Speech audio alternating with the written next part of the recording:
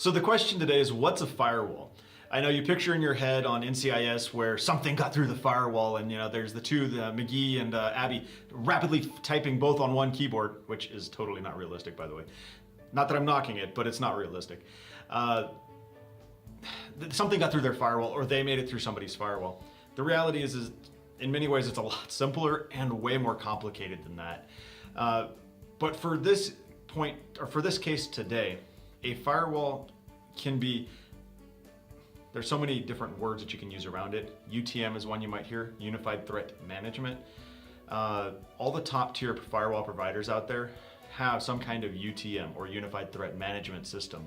And what that does is it basically has security services that are managed and vetted by the firewall vendor that stay up to date on your local box.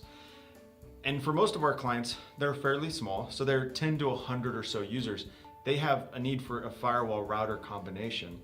And what's nice about that is it provides one box that can handle a lot of different things.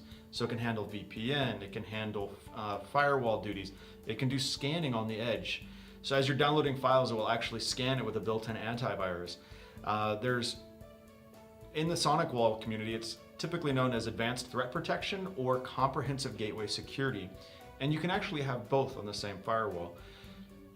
So the big thing about firewalls at that point is scaling them appropriately to size. At your house, you probably have some router that has very, very basic firewall capabilities. Basically, it blocks the outside from being able to see the inside, kind of. But they don't need a lot of horsepower to deal with the amount of speed that you're getting because they're not doing very much. But when you start dealing with like DPI SSL, Deep Packet Inspection for encrypted traffic, the SonicWall, you have to scale it up pretty high in order to get a lot of throughput.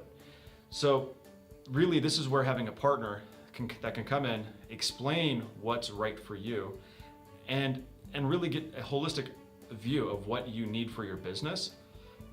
We don't want to put something in that's not going to be useful for you.